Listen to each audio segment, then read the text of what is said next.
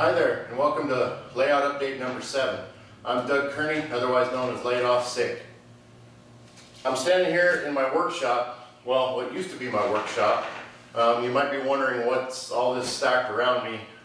For now, all I'm going to tell you is it's about 3,500 pounds, 6 pallets worth of cardboard.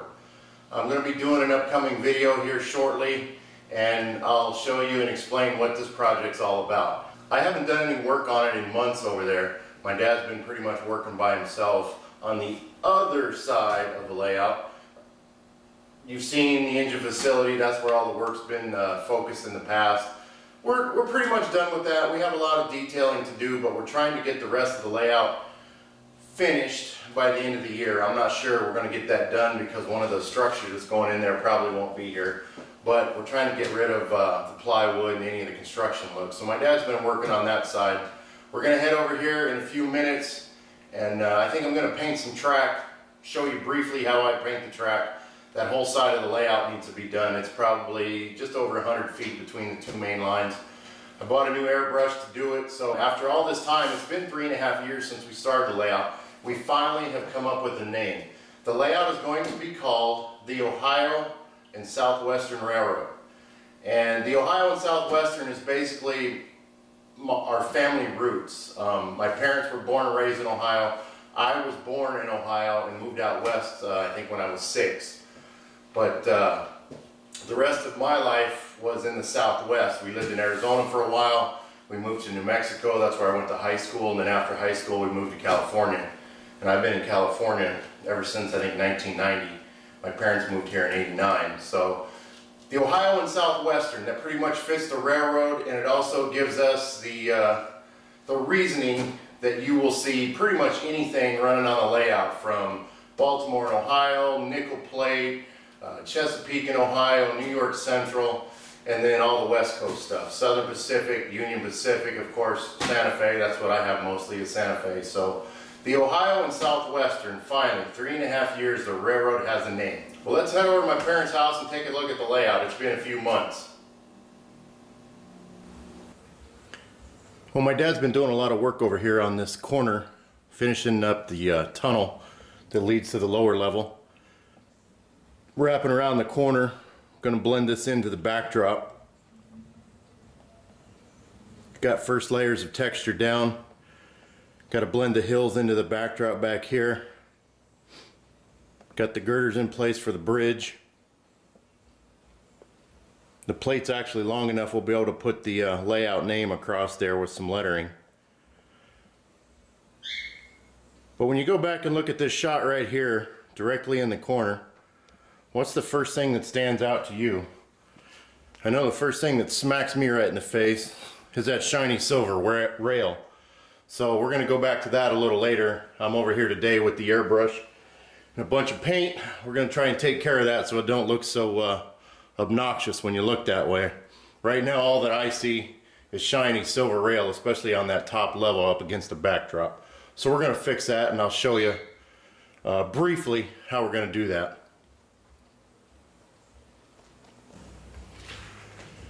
Now here's the back side of the girder bridge. As the trains come underneath the bridge, you'll see what's going to be the industry lead. There's a switch right under the bridge there that leads into the industry tracks. Now this is going to come into here where we're going to have Buckeye Brewing, which Alex Mallier and Alan Graziano scratch built for us. So that's going to go pretty much over here. That bridge is just sitting in there to get it out of the way right now. You obviously know it doesn't go there. But you can see some pencil lines on the table there. Buckeye Brewery sits right there, and in the front here, Crescent Locomotive Works is building a 6-foot ice deck that's going to go right here in the front for the ice reefers. It'll have 2 or 3 tracks to park all the ice reefers there. Directly behind it will be Buckeye Brewing, so there'll probably be 4, 5, maybe 6 tracks that go into the industries here. You'll see the hole back there. We're going to make a little tunnel and a mirror there. Looks like there's a road coming into the area.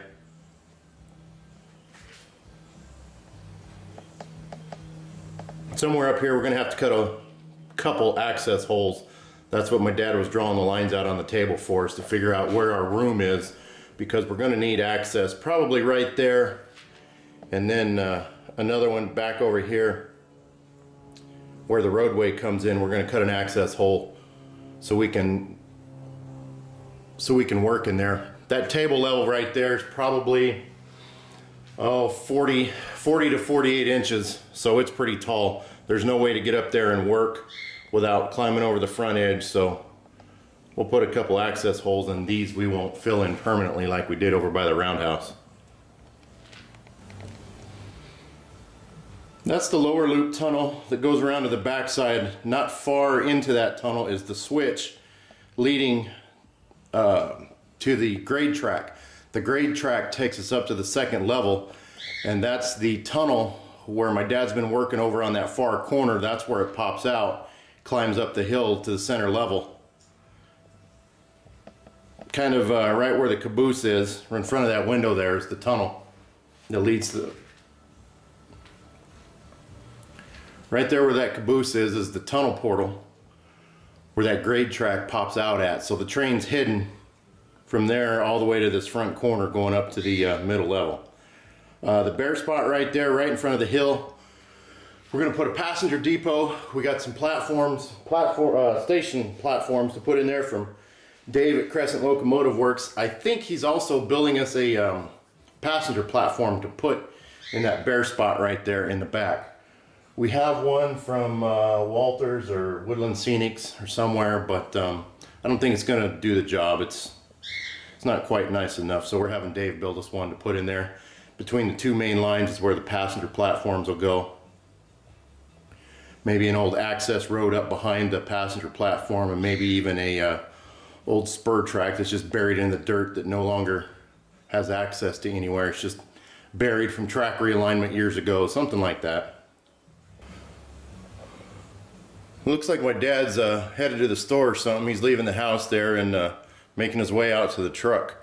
He's going to be in for a little surprise when he climbs in the truck and looks out the passenger window. Looks like one of his kids is having a little fun or having a little too much fun. Depends on whose point of view you're looking at. The back side of the layout is pretty much complete now. We finished up the rock work, coloring it. I got the ballast down, some ground texture, got some texture on the rocks.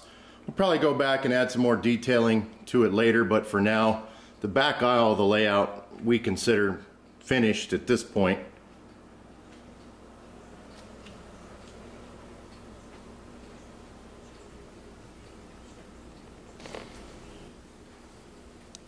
That rock work into the tunnel is part of the reverse loop, and that rock continues all the way through on both sides till it pops out in the center aisle of the layout. You can see a little flash of light there to the tunnel portal on the other side. So that rock work goes all the way through both sides. There's ballast all the way through. We'll run the camera car through there sometime and take a look, take a ride along and see what the tunnel looks like as you're riding the train. Same down here at the end. The rock work from the tunnel goes, I don't know, a foot, 18 inches back there. You can see a train's parked in there now, but there's a good distance of rock work back in that tunnel.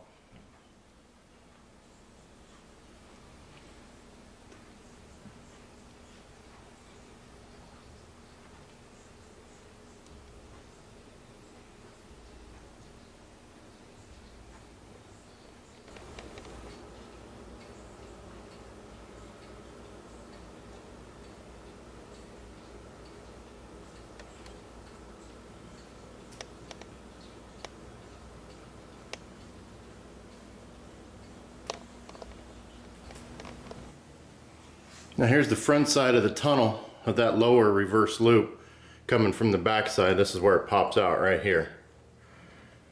And as I said, the rock work goes through all the way to both sides.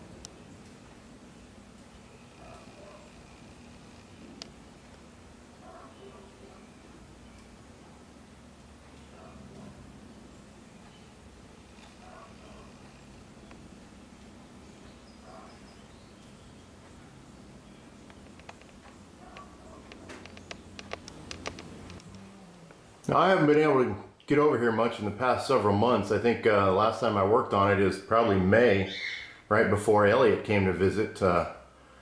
My dad's been busy. You can no longer see the 2x4s that are holding this grade track up. It's all covered with plaster and hillside now. It's got some paint on it. He'll be texturing that soon, but pretty much all the 2x4s on the layout are hidden now. We just got this section here to work on. We're trying to get that finished up by the end of the year. I'm not sure that's going to happen now because I can't get over here much. But all the 2x4s are gone. It looks like a hill. I mentioned the access holes we'll cut out here on this side. We'll pan back and get you an overview of this side. But this is what we're working on now. The engine side for now is pretty complete. Like I said, we're going to go back later and add a lot of detail to it, but we want to get this side up. Get this side finished up so there's no plywood showing anymore. There's some more of that shiny silver track. We're going to hopefully take care of that today. Got a lot of ballast to do, a lot of track painting to do. Once we get the ice deck, we'll go back in here and then we got track work to do, some wiring to do. I'll have to put more toggles in the control panel, run some more wires for blocks, whatnot.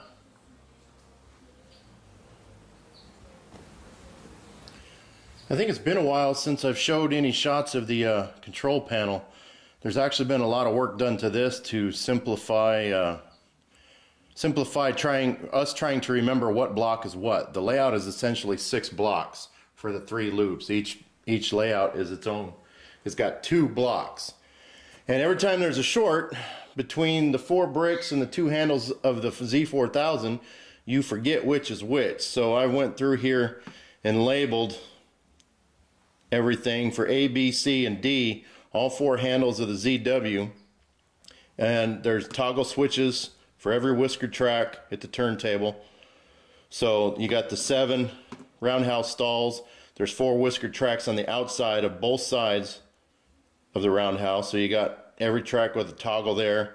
Every track at the diesel building has a toggle for on and off power. The yard, the storage yard for the engine service area has toggles for track power on and off. I added on-off toggles for the passing sidings on the main line here on the middle level. And just everything got labeled so we can remember and just look over here which block. So if we got to go back there and reset a breaker, we know which one to reset and leave the rest of the trains running. Just made it a little easier to look at all these pinstripes on here. I marked siding here and siding here because you get running trains and you're trying to throw toggles and figure out which switch to throw and where your train's at, and you look up at this thing and all you see is blue, red, and black. So it's a lot easier to run trains when you're trying to switch tracks or go from the upper level to the lower level, figuring out by looking at this control panel where we're going next and what block we're in, and read the meters and figure it all out from there.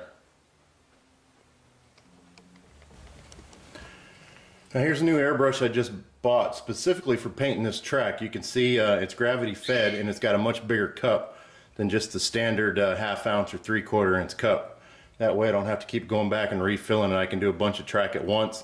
Then once I empty this cup, then I'll go back and clean off the top of the rail. So this is all I do. When it comes to the switches, I paint everything.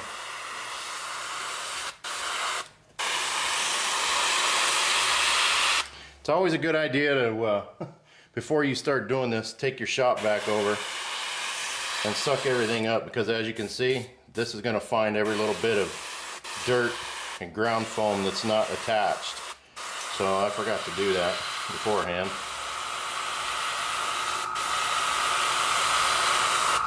Yeah, I do the center rail. It's black. Paint it brown too, just to blend it in. I've tried not doing it and I just didn't like the way it looked, so I paint everything now. Don't worry about getting on the ties, getting on the top of the rail. We're going to come back and clean that off later.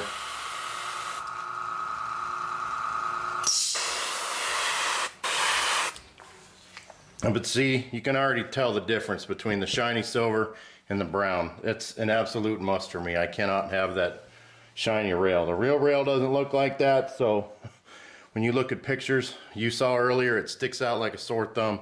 So I'm going to go ahead and get busy here. You can see over on this end of the corner,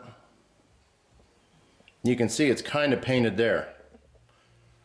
We tried doing that with the flow quill paint pens, and I don't like them. I don't like doing track with it. You don't get a nice coat. Got to do it several times. It's just much easier for me to do with an airbrush. I know a lot of guys love those flow quill paint pens.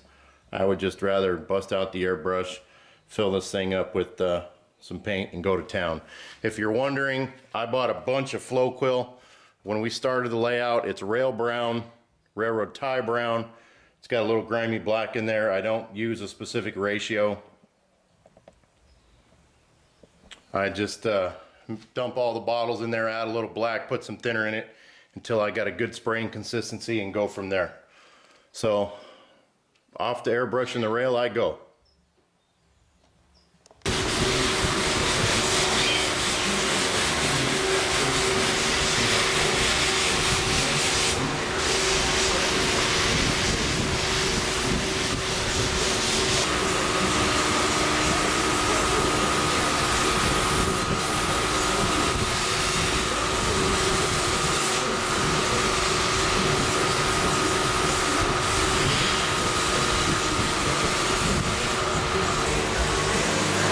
Okay, here's the same shot from earlier, but the rails have been painted. It took me about 2-3 hours to finish the layout, this side of it. It's all complete. It's all painted. My dad went behind me and cleaned off the rail head with some paint thinner, and you can see the difference. I'll show you a before and after shot. No more shiny rail.